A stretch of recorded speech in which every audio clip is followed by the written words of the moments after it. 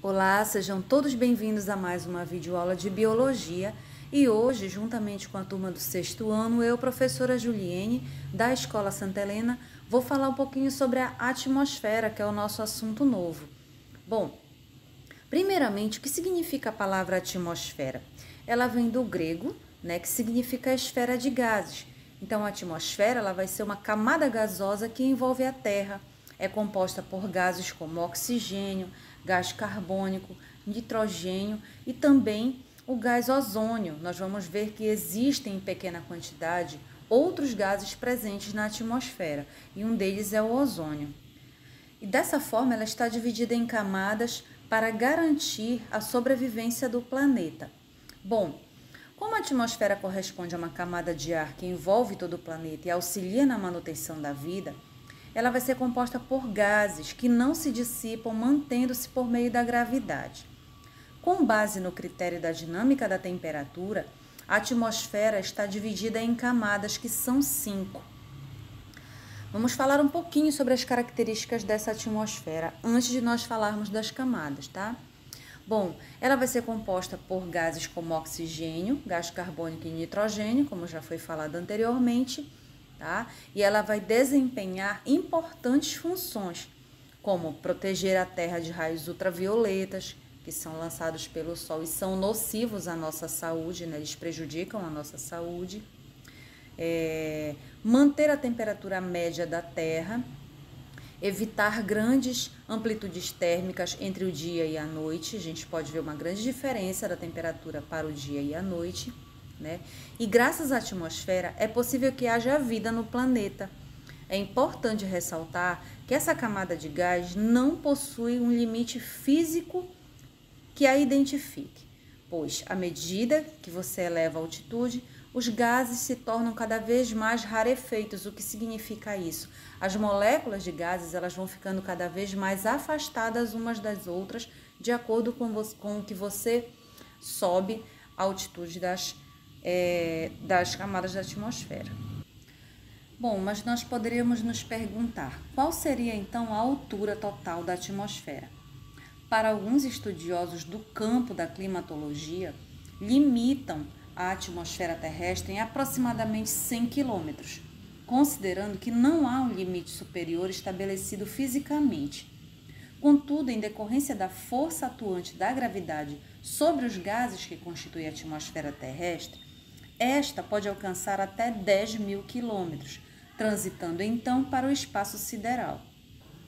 Agora sim, nós vamos falar sobre as 5 camadas que compõem a atmosfera terrestre. Entre elas, nós temos um critério de variação de temperatura.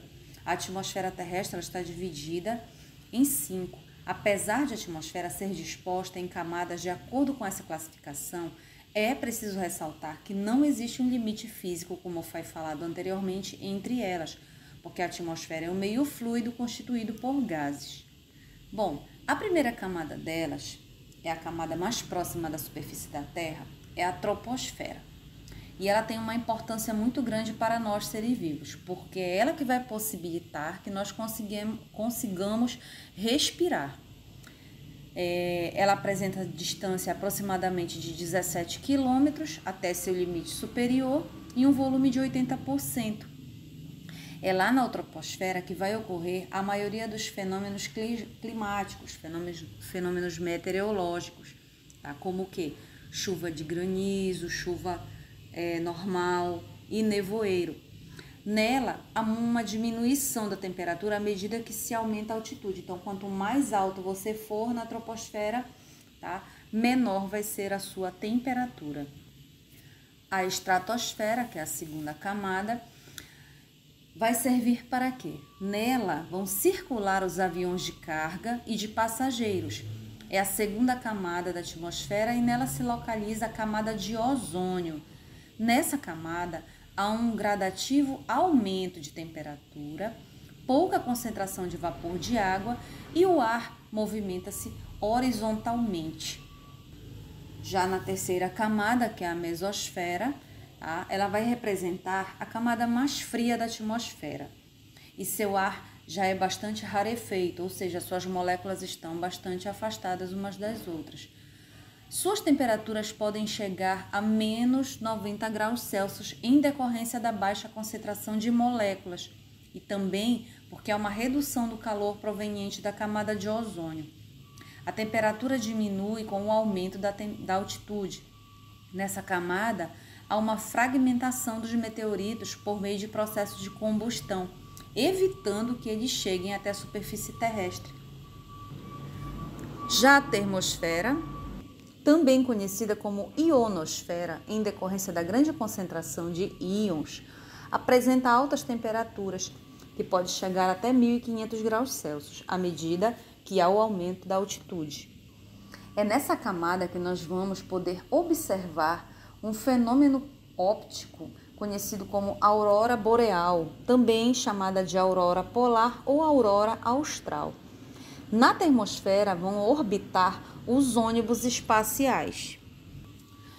E a última camada, que é a exosfera, ela vai estar representada pela transição entre a atmosfera e o espaço sideral. Nela, o ar vai ser totalmente rarefeito e constitui-se por gás hélio e hidrogênio. Suas temperaturas podem atingir 1.000 graus Celsius. Isso exige que as naves espaciais sejam construídas com material resistente a altas temperaturas. Então, fazendo uma rápida retrospectiva, na troposfera vai ser importante porque é lá que vai acontecer os fenômenos meteorológicos e vai possibilitar que os seres humanos respirem, os seres vivos respirem. A estratosfera, nela vai se abrigar a camada de ozônio. Na mesosfera, apresenta as menores temperaturas. E na termosfera, o ser humano vai encontrar os gases ionizados que vão ajudar a refletir e propagar as ondas de rádio. E na exosfera, os satélites artificiais vão poder se posicionar. Bom, visto isso, nós vamos falar um pouquinho agora sobre a função da atmosfera para a vida do nosso planeta. Bom, como ela vai possibilitar o efeito estufa, ela vai ser responsável pela manutenção da vida na Terra. A atmosfera, que é essa camada de ar, ela vai impedir que o calor proveniente do Sol retorne ao espaço rapidamente, evitando assim grandes amplitudes térmicas entre o dia e a noite, como já foi citado. Isso vai possibilitar a manutenção de uma temperatura média e vai permitir a existência da vida na Terra.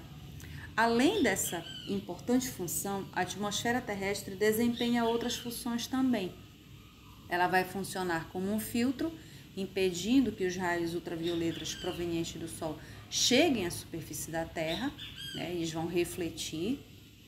E também vai evitar que meteoritos ou fragmentos rochosos que orbitam o espaço cheguem até a Terra, fragmentando-os por meio de processo de combustão, como foi falado anteriormente em uma de suas camadas. Agora a gente vai falar um pouquinho sobre a poluição do ar e a saúde humana. Bom, qual o impacto da poluição do ar na saúde?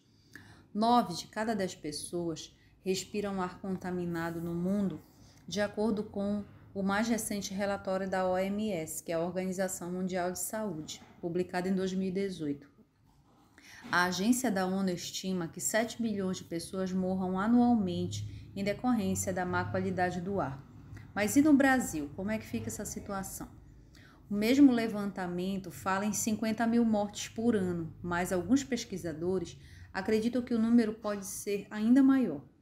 De acordo com pesquisadores como o médico patologista Paulo Saldiva, que é professor da Faculdade de Medicina da USP, morador de São Paulo, por exemplo, perde em média 1 ano e meio de vida por causa da poluição. Viver na capital paulista seria equivalente a fumar 4 cigarros por dia. As mortes ocorrem principalmente devido à inalação de gases, à exposição de partículas finas que penetram profundamente nos pulmões e no sistema cardiovascular, podendo causar acidentes vasculares cerebrais, doenças cardíacas, câncer de pulmão, doenças pulmonares obstrutivas crônicas e infecções respiratórias, incluindo pneumonia. No final de maio, A greve dos caminhoneiros ajudou a ilustrar como a qualidade de ar é afetada pelos transportes. De acordo com Saldiva, houve uma redução de 50% na poluição do ar em São Paulo durante o 7º dia de paralisação. Esse é um episódio raro e vamos estudar suas consequências na saúde pública.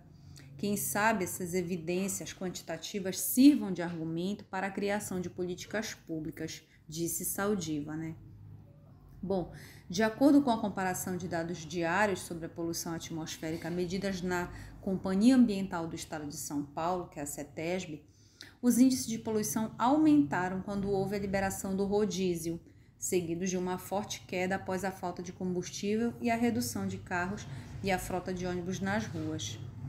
Bom, o que é que a gente quer dizer com tudo isso, então? Quando nós falamos em fatores naturais, são aqueles fatores que influenciam diretamente, aumento de temperatura e tudo mais pelo buraco da camada de ozônio, que vem aumentando drasticamente devido às ações humanas. Nós não devemos esquecer que a maioria dos problemas que nós estamos enfrentando hoje no nosso planeta são em decorrência das ações humanas.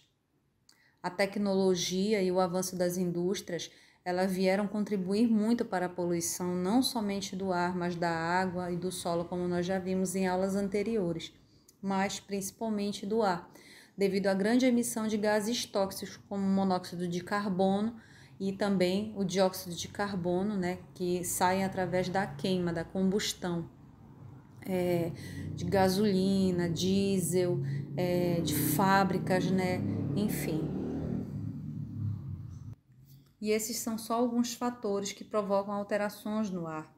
A questão das indústrias, como foi citado, o aumento de aviões supersônicos, desmatamento também, a queima ilegal de madeira, as explosões atômicas experimentais e os automóveis e indústrias. Bom, a poluição do ar e a saúde humana, ela vem agravando cada vez mais, Em decorrência da poluição atmosférica, podemos destacar acidentes vasculares cerebrais, que são os AVCs, doenças cardíacas, doenças respiratórias, além também de dados publicados mostrarem uma íntima relação entre a poluição do ar e as mortes em consequência do câncer de pulmão.